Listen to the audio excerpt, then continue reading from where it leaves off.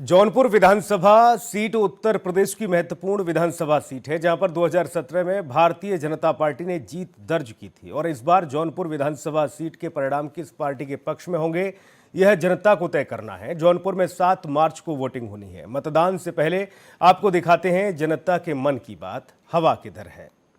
विधानसभा चुनाव 2022 की रणभेरी बज चुकी है। तमाम राजनीतिक दल भी अपनी अपनी जुगत लगाकर अपनी जीत का परचम लहराने में जुटे हुए हैं।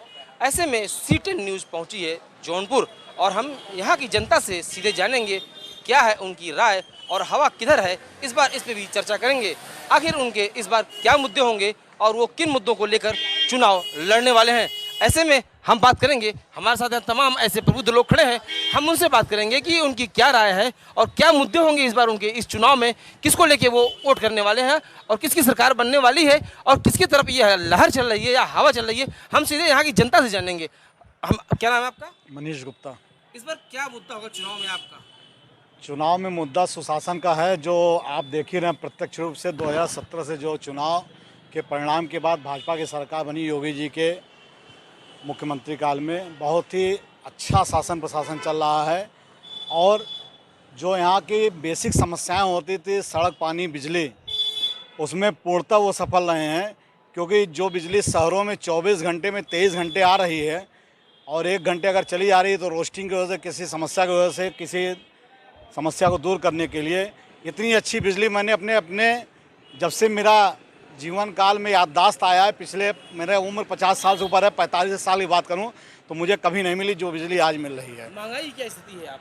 महंगाई की स्थिति पे लोग चर्चा भले कर रहे हैं, आदमी की इनकम भी उसी तरीके से बढ़ रही है। महंगाई कोई बहुत बड़ा मुद्दा नहीं है, क्योंकि अगर जो भी आप सामान खरीद रहे हैं उसका सही मूल्य अगर बनाने वाले को नहीं मिलेगा तो महंगाई सस्ती हो जाएगी। महंगाई बहुत बड़ा मुद्दा नहीं है, हर आदमी के जेब में पैसा आ रहा है, हर आदमी की कैपेसिटी बढ़ रही है।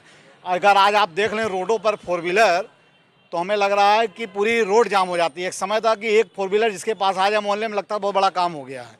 आज घर में अगर 4 लोग हैं, सबके पास अपनी अपनी 2 व्हीलर बाइक है, तो महंगाई कोई बहुत बड़ा मुद्दा नहीं है। लोग महंगाई का मुद्दा बेवजह बना रहे हैं। क्या आप इस बार किसकी सरकार बनाने वाले हैं? क्या हवा चल रही है? जहाँ तक जौनपुर की बात है तो निसंदेह भाजपा का ही लहर है और भाजपा की सरकार बनेगी। हमारे वर्तमान विधायक बहुत अच्छे हैं, एक मंत्री के रूप में भी बहुत अच्छा कार्य किया है। लोग पद पाने के बाद बदल जाते हैं, लेकिन एकदम सरल व्यक्तित्व है, कहीं भी मिलते हैं आज भी वैसे मिलते हैं जैसे आज से 2017 के इलेक्शन से पहले मिलते थे। तो एक बार पुनः उत्तर प्रदेश में भाजपा की सरकार बनेगी और माननीय योगी आदित्यनाथ जी इस प्रदेश की कमान संभालेंगे और पुनः मुख्यमंत्री बनते हुए इस प्रदेश की अवधारणा बदल देंगे कि 5 साल बाद सरकार बदल जाती है। देखिए, हम लोग मतदान जो है रोजगार और महंगाई कम हो, भ्रष्टाचार कम हो और कर्मचारियों के लिए और शिक्षकों के लिए पुरानी पेंशन बहाल हो, जिससे उनका बुढ़ापा सुरक्षित हो। मैं भी एक बेरोजगार था, जब पढ़ रहा था तो मेरे पिताजी शिक्षक थे, रिटायर हो गए थे।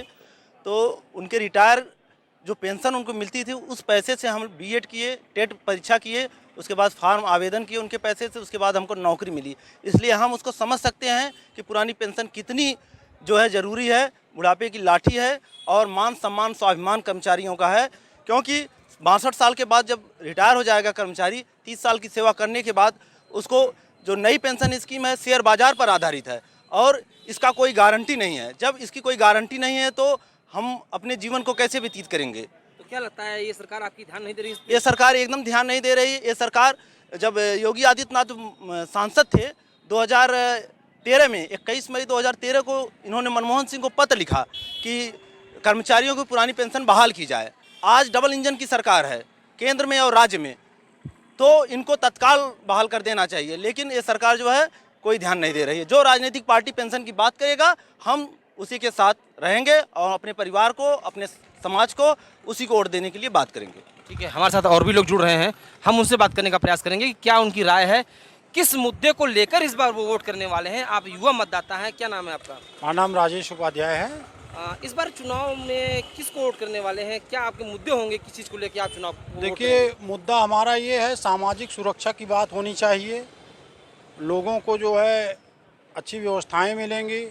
यदि हम बात करें कि प्रदेश में कर्मचारी शिक्षकों को, तो उनके लिए जो है बहुत अच्छा प्लान प्रदेश में नहीं बन रहा है। उनको जो है एक सामाजिक सुरक्षा की तरह कर्मचारी भयभीत हैं, अध्यापक भयभीत हैं। रिटायरमेंट के बाद हम क्या करेंगे, क्या नहीं करेंगे, हमारा भविष्य कैसे उज्जवल होगा, मान सम्मान में उनके कमी आएगी। लिहाजा हम ये चाहते हैं कि सरकारें जो है पेंशन के प्रति गंभीर रहें और पुरानी पेंशन को बहाल करें, और जो भी पुरानी पेंशन की बात करेगा, जो भी सामाजिक सुरक्षा की बात करेंगे, हम लोग उनके साथ रहेंगे। हमारे साथ और भी तमाम लोग जुड़े हैं, हम उनसे बात करने का प्रयास करेंगे कि आखिर उनकी क्या राय है और वो किस मुद्दों को लेकर इस बार वोट करने वाले हैं। क्या नाम है आपका? जी, मेरा नाम अखिलेश कुमार है और मैं जो है कि बेरोज़गारी पे जो ध्यान दे, युवाओं को ज़्यादा से ज़्यादा रोज़गार प्रदान करे और कर्मचारियों के सामाजिक सुरक्षा को ध्यान में रखते हुए पुरानी पेंशन के विषय में जो बात करे। हमारे साथ और भी लोग जुड़ रहे हैं, हम इनसे बात करेंगे कि इस बार उनके चुनाव में क्या मुद्दे होंगे, किस चीज़ को लेके वो वोट करने वाले हैं। हम यहाँ की जो प्रबुद्ध जनता है, हम इनसे लगातार बात कर रहे हैं, हम इनके विचार लगातार जानने का प्रयास कर रहे हैं। हमारे साथ और भी लोग जुड़ रहे हैं, हम इनसे जानेंगे कि इस बार चुनाव में क्या मुद्दे होंगे, किसकी लहर है और ये किसको वोट करने वाले हैं, किसकी सरकार बना रहे हैं। ये आम मतदाताओं पर निर्भर करता है। यहाँ हमारे साथ कुछ जागरूक मतदाता खड़े हैं, हम इनसे बात करेंगे कि किसको वोट करने वाले हैं, किसकी सरकार बनने वाली है। क्या नाम है आपका? सत्य प्रकाश मिश्रा। क्या सोच किस बार आप वोट करने वाले हैं? देखिए, हम लोग जो है एम्प्लॉई हैं और जो 2005 से जो पेंशन बंद कर दी गई है, पुरानी पेंशन जो बंद कर दी गई है, और हम लोग यह पहले से आंदोलित हैं, पहले से मुद्दा उठाया जाता रहा है सरकारों के सामने कि हमको पुरानी पेंशन दी जाए, सारे कर्मचारियों को पुरानी पेंशन दी जाए, लेकिन कोई पेंशन पे ध्यान नहीं दे रहा है। जो पेंशन की बात करेगा उसी को हम लोग वोट देंगे। अभी जो है हाल में कुछ राजनीतिक दलों ने अपने मैनिफेस्टो में डाला है ओपीएस के लिए, तो हम लोग सारे ऑल एम्प्लॉइज यूनियन जो है और सारे लोग जो है जितने एम्प्लॉई हैं पूरी बेहतर तरीके से हम लोग जो है ओपीएस मुद्दा पे ही वोट करेंगे। बाकी मुद्दे हम क्या लोगों वर्तमान के लिए। सरकार की क्या भूमिका है आपकी इस मामले में? वर्तमान सरकार तो आज यह इन्हीं की सरकार में बंद हुआ।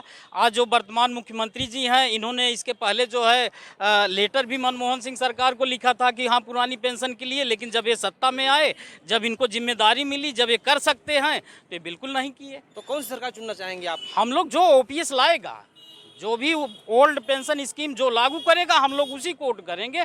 ऑल एम्प्लॉई जो है उन्हीं को वोट करेगा। ठीक है, हमारे साथ और भी लोग जुड़ रहे हैं, हम आपसे बात करेंगे। क्या नाम है आपका? सर मनीष। आप युवा मतदाता हैं और एम्प्लॉय भी हैं मुझे लगता है, तो आपको क्या सोच इस बार होगी चुनाव में वोट करने से पहले? पोलिंग बूथ पे जाएंगे उससे पहले क्या सोच लेके आप निकलेंगे? सर हम लोग ये चाहते हैं कि हमारा बुढ़ापा सुरक्षित हो और सम्मानजनक तरीके से बीते, तो हमारा यही ओपिनियन है कि हम लोग ओपीएस पे पूरी तरह से जो ओल्ड पेंशन बहाल करेगा, हम लोग उन्हीं के साथ खड़े हैं।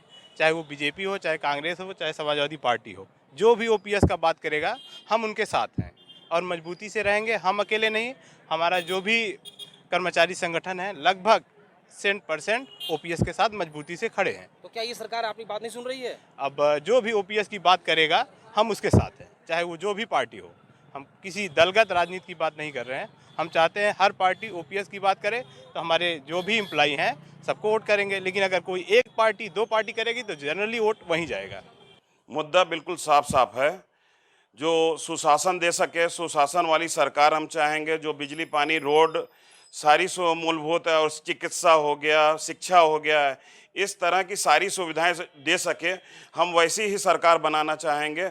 जैसा कि मैं एक व्यापारी हूं, और व्यापारी हितों के लिए जो सरकार कार्य कर सके, हम ऐसी सरकार का ही आह्वान करना चाहेंगे। और इसी मत पे ही हम देखते हुए मैं वोट डालूंगा ऐसी ही सरकार को। हमारा मेन मुद्दा है भारतीय जनता पार्टी को जिताना, जिससे वो हमारा ये बेरोजगार हमको दे रही है, हमको राशन दे रही है, हमारी सारी सुविधा दे रही है वो, और हमारा बस मेन मुद्दा यही है, बाबा जी को दोबारा मुख्यमंत्री बनाना। ठीक है, हमारे साथ और भी लोग जुड़ रहे हैं, हम उनसे बात करेंगे। क्या नाम है आपका? मेवालाल। क्या मुद्दे होंगे इस बार चुनाव में वोट करने से पहले? क्या सोच के आप जाएंगे चुनाव वोट देने? जो अच्छा काम करेगा उसी को वोट देंगे, सीधी सीधी बात। जो पेंशन बहाल करेगा उसी को वोट मिलेगी। अखिलेश यादव को वोट देंगे, सीधी सीधी बात है। सांड भैंसा सब खेत कियारी को निपोर बहा देते हैं, को खाए पिए के मिलेता कुछ। उसके बाद में जो अच्छा काम करेगा उसी को हम लोग वोट देंगे, सीधी सीधी बात है।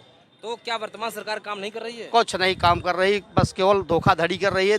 जो ये गेहूं चावल दे रही है वो लोगों को विकलांग कर रही है कि जिससे खेती नहीं करें, घर बैठकर अपना मजा करें, और खेती होती नहीं करेंगे और कुछ खाएं पिएंगे नहीं, कुछ दिन में और बड़े रोगी हो जाएंगे सब।